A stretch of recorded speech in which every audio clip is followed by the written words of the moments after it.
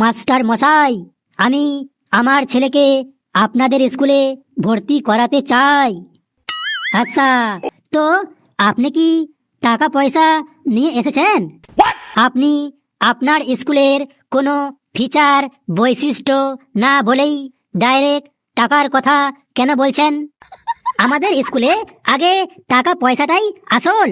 ওইসব ফিচার বৈশিষ্ট্য কাগজপত্র পরেও জমা হয়ে যাবে। ব্যাস, তো আপনাদের স্কুলের ফি কত টাকা? বেশি না, আমাদের স্কুলের ফিস হচ্ছে মাত্র ৮০,০০০ টাকা। আপনাদের স্কুলে কি এমন আছে যে এত টাকা ফিস নিচ্ছেন?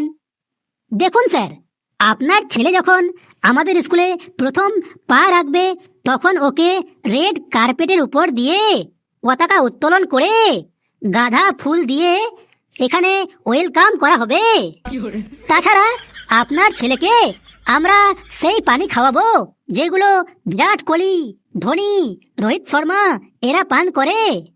এরপরেও যদি আপনার কোনো ডাউট থাকে তাহলে বাইরে একটা বুক রাখা আছে, ওটা পড়ে নেবেন। আচ্ছা আচ্ছা, হ্যাঁ, আর একটা কথা, আপনার ছেলের বই কিন্তু এখান থেকেই নিতে হবে, যার দাম হলো ৪০,০০০ টাকা। কিন্তু স্যার, বাইরে তো ২,০০০ টাকা দিয়েই পাওয়া যায়। হ্যাঁ, আমাদের এখানকার বইগুলোতে সোনার কভার দিয়ে একদম সুন্দর করে ঢাকা থাকে। আচ্ছা, তাছাড়া আপনার ছেলের ব্যাগ কিন্তু আমাদের এখান থেকেই নিতে হবে, যার দাম মাত্র ১৮,০০০ টাকা। কিন্তু স্যার, বাইরে তো ১,০০০ টাকা দিয়েই পাওয়া যায়। এখানকার ব্যাগটা কিন্তু একদম বাঘের চামড়া দিয়ে তৈরি। আচ্ছা, আর হ্যাঁ, আপনার ছেলের জুতা প্যান্ট আমাদের এখান থেকেই কিনতে হবে, যার দাম মাত্র ২৮,০০০ টাকা। আপনি একদম টেনশন করবেন না, আপনার ওই ডিসকাউন্ট করে দিব ২৭,০০০ টাকার মতো। আচ্ছা আচ্ছা আচ্ছা, আপনার ছেলে কয়টা রুটি খায়? রুটি তো ওই ২ থেকে ৩টা আর কি। আচ্ছা, আপনার ছেলে মাত্র ২ থেকে ৩টা রুটি খায়। রুটির জন্য কিন্তু আটা আমাদের এখান থেকে নিতে হবে, যার দাম মাত্র ১৬,০০০ টাকা। কেননা আমাদের এখানকার আটা খেলেই তবেই আপনার ছেলে সায়েন্টিস্ট বা ডক্টর হতে পারবে। আচ্ছা, আপনার কি কোনো জায়গা জমি আছে? হ্যাঁ হ্যাঁ হ্যাঁ, জায়গা জমি আমার আছে কিছু। বেশ, তাহলে যত তাড়াতাড়ি সম্ভব আপনার ওই জায়গা জমিগুলোর কাগজপত্র বের করে রাখবেন। কেন কেন? কারণ যে কোনো মুহূর্তে আপনাকে জায়গা জমি বিক্রি করতে হতে পারে, কেননা আপনার ছেলে আমাদের স্কুলে ভর্তি হচ্ছে। আচ্ছা, আপনি কি কোনো ড্রিঙ্ক বা নেশা কোনো কিছু করেন কি? নেশা বলতে হ্যাঁ, ওই একটু আধটু করি।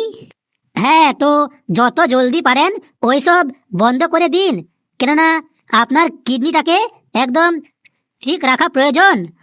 আপনার কিডনি ঠিকঠাক থাকলে তবেই আপনার ছেলেকে আমাদের স্কুলে ভালোভাবে পড়াতে পারবেন। বাপ রে বাপ, এটা স্কুল নাকি কিডনির দোকানদার? তো আপনার বিল হলো ২,৮৪,৮০০ টাকা। আরে আরে, আপনি কোথায় যাচ্ছেন? ওই তো কিডনি বিক্রি করতে যাচ্ছি। আচ্ছা, কিডনি বের করবেন? এটার জন্য আপনাকে বাইরে যাওয়ার কোনো দরকার নাই, আমাদের এখানে এর পুরো সুবিধা আছে।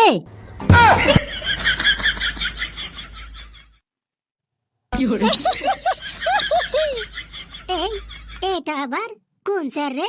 স্যারটা তো শুধু ল্যাপটপ ঘাঁটতেছে, পড়াশোনা তো কিছুই করাচ্ছে না। স্যার, আপনার তো এই মুহূর্তে বাচ্চাদের ক্লাস নেওয়ার কথা, আর আপনি ল্যাপটপ ঘাঁটতেছেন যে? তো কি হয়েছে? কে আপনি? আপনি আমাকে এটা প্রশ্ন জিজ্ঞেস করার কে? আমি এখানকার সরকারি টিচার। কিন্তু স্যার, আপনাকে সরকার টাকা দেয় কেন? কারণ আপনি একটা টিচার, স্কুলে পড়ান। আপনার কাজ ওদেরকে পড়ানো। না, আমি পড়াবো না। আমি ওদেরকে পড়াবো কি পড়াবো না, এটা আমার মন। আপনি বলার কে? আর আপনি এই ক্লাসের মধ্যে ঢুকলেন কিভাবে? এই রকম ছোট লোকের সাথে আমি কথা বলতে ভালোবাসি না। আপনি এখান থেকে চলে যান। দেখুন স্যার, আমিও একটা এই দেশের একটা সাধারণ মানুষ। আমার শুধু এটুকুই প্রশ্ন ছিল যে আপনার উচিত মোবাইল না ঘেঁটে ওদেরকে পড়ানো। আমি আপনাকে শুধু এটাই প্রশ্ন জিজ্ঞেস করেছি যে আপনাকে সরকার টাকা দেয় এদেরকে পড়ানোর জন্য নাকি মোবাইল ঘাঁটতে? আমাকে টাকা দেয় সরকার, আর আপনি আমাকে এরকম প্রশ্ন করার কে? এরকম গ্রামের ছোট লোকের সাথে আমি কথা বলি না। আমি ওদের পড়াবো কি পড়াবো না এটা আমার ব্যাপার। আপনি আমাকে প্রশ্ন জিজ্ঞেস করার কে? আমি যদি এদেরকে পড়াই, আমার সমস্ত এনার্জি নষ্ট করে দিই, সব জ্ঞান এদেরকে দিয়ে দিই, তাহলে আমি আমার বাচ্চাগুলোকে বাড়িতে কি পড়াবো? ওরা তো এদের থেকে টপ হতে পারবে না। স্যার, আপনি যদি এদেরকে না পড়ান তাহলে এদের ভবিষ্যতের দায়িত্ব কে নেবে? আপনি তো এদের ভবিষ্যৎকে নিয়ে খেলা করছেন। আচ্ছা, তাহলে এদের ভবিষ্যতের দায়িত্ব কি আমি নেব? ওদের ভবিষ্যতের দায়িত্ব ওদের নিজের, প্লাস ওদের বাড়ির মা বাবার। আমি কেন কারো ভবিষ্যতের দায়িত্ব নিতে যাব? আমি নিজে কষ্ট করে পড়াশোনা করে চাকরি পেয়েছি, এবার আমি একটু ভালো করে শান্তিতে থাকবো। আমার কোনো শখ নাই। আমি পড়ালেও আমাকে সরকার টাকা দেবে, না পড়ালেও টাকা দেবে। একটা চাকরি পেতে কত কষ্ট হয় এটা কি আপনার মতো ছোট লোক জানবে? আরে স্যার, আপনি এত রেগে যাচ্ছেন কেন? এটা তো আমার অধিকার যে আপনাকে সরকার থেকে টাকা দেয় এদেরকে পড়ানোর জন্য, কিন্তু আপনি বসে বসে ক্লাসে মোবাইল ঘাঁটছেন। তাই আমি জিজ্ঞেস করলাম। না, আমি এদেরকে পড়াবো না। আপনি কি করবেন? হ্যাঁ, বলুন। স্যার, আপনি তো ওই লোকটা না যে আমাদের গ্রামের দিকে গেছিলেন? স্যার, কে? ও আবার তোমাদের স্যার কবে থেকে হলো?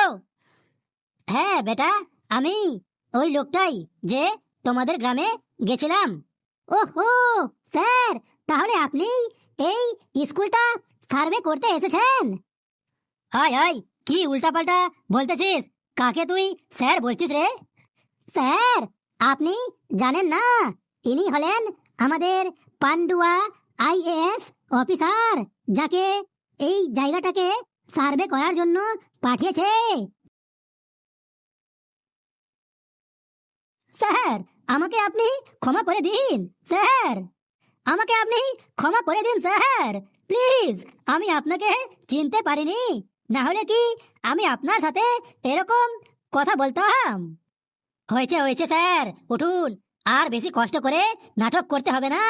আপনার এই নাটকটা আপনার বাচ্চাদের জন্য কাজে লাগবে। সত্যি স্যার, আমি একদম জানতাম না। আপনি আমাকে শুধু এটা বলুন, আপনাকে স্যালারি সরকার কেন দেয়? এই বাচ্চাগুলোকে পড়ানোর জন্যই তো। কিন্তু আপনি কি করছেন? খালি বসে বসে মোবাইল ঘাঁটতেছেন কেন, বলুন তো? আসলে স্যার, আমি এরকম কোনোদিনও করিনি। আজকে একটু বেশি টায়ার্ড লেগে গেছিল তো, তার জন্যই একটু ওই মোবাইলটা ঘাঁটছিলাম। তাছাড়া আমি তো ওদের পুরো সিলেবাস খতম করে দিয়েছি। আর আমি তো ওদের সব থেকে ফেভারিট টিচার। আপনার এই মোবাইল দেখাতে বাচ্চাগুলো কি শিখবে আপনি কি একবার এটুকু ভেবেছেন? আপনি তো একজন শিক্ষক। না স্যার, সত্যি বলছি, আমি শুধু আজকেই এরকম মোবাইলটা একটু ঘাঁটছিলাম, দেখছিলাম বাড়ি থেকে কোনো কল আসলো কি না। আসলে আমি ওদের পড়াচ্ছিলাম। আমার তো এদেরকে পড়াতে খুবই ভালো লাগে। চাইলে স্যার আপনি ওদের যে কাউকে জিজ্ঞেস করতে পারেন। আমি ওদের পুরো সিলেবাসটা স্যার একদম শেষ করে দিয়েছি। আচ্ছা, আপনি ওদের পুরো সিলেবাস শেষ করে দিয়েছেন?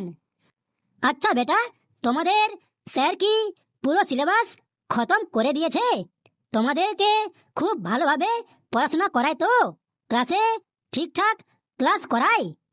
না স্যার, এই স্যারটা আমাদের একটুও ভালো করে ক্লাস করায় না, শুধু ক্লাসে আসে আর মোবাইল ঘাটে। আমাদের শুধু বকাঝকা করে স্যার, শুধু বকাঝকা করে।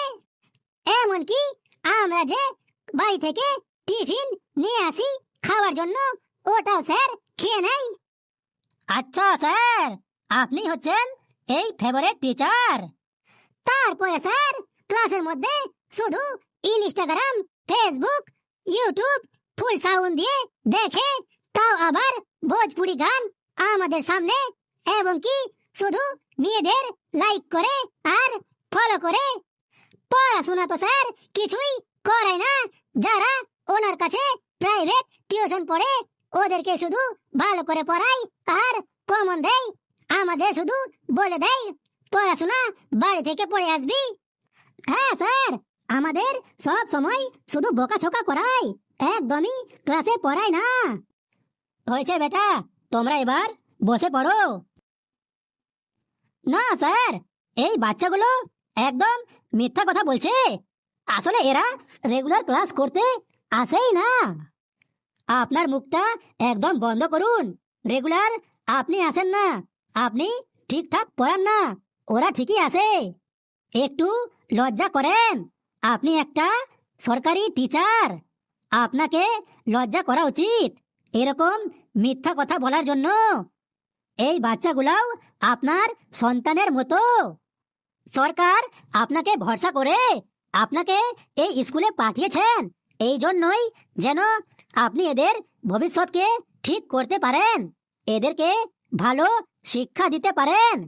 আপনাকে মাথায় রাখতে হবে আপনি একটা সরকারি টিচার। আপনাকে সরকার স্যালারি দেয় এদেরকে শিক্ষা দেওয়ার জন্য, এদের ভবিষ্যৎকে সঠিক জায়গায় পৌঁছে দেওয়ার জন্য। আপনাকে ভরসা করে এই চাকরিটা দেওয়া হয়েছে। এরা আপনাকে কত ভরসা করে, কিন্তু আপনি এদের ভরসা ভেঙে দিয়েছেন। কিসের জন্য? আপনার প্রাইভেট টিউশনের জন্য। ওখানে আপনার এক্সট্রা ইনকাম হয়, আর এখানে আপনাকে সরকার টাকা দেয়, তাও আপনার কোনো যায় আসে না। আমি এটা বলছি না যে আপনি প্রাইভেট না পড়ান, ওখানে পড়ান, কিন্তু এখানে যে টাকাটা পাচ্ছেন একটু এদেরকেও পড়ান। আর আপনার এই ভুলের জন্য আমি আপনাকে এই স্কুল থেকে সাসপেন্ড করলাম। প্লিজ স্যার, আমাকে সাসপেন্ড করবেন না। আজকের পর থেকে এখানে একটা নতুন টিচার আসবে। আপনার মতো এই ঘাটিয়া চরিত্রহীন টিচারের কোনো জায়গা নেই। আর আপনি যান আপনার ওই প্রাইভেট স্কুলে গিয়ে পড়ান, ওখানে ইনকাম করুন। আপনার মতো টিচার এইরকম স্কুলে দরকার নেই। আপনাদের মতো ঘাটিয়া টিচারদের জন্য সমস্ত টিচার বদনাম হয়। এইরকম মানসিকতা থাকা টিচারদের কখনোই টিচার হওয়ার যোগ্য হিসেবে গণ্য করা যায় না। এইরকম টিচার সমাজের পক্ষে কুসংস্কার এবং কলঙ্কার। আপনি যান, বাড়িতে গিয়ে বসে পুচকা খান, ভাবুন। পেদে চলে গেল।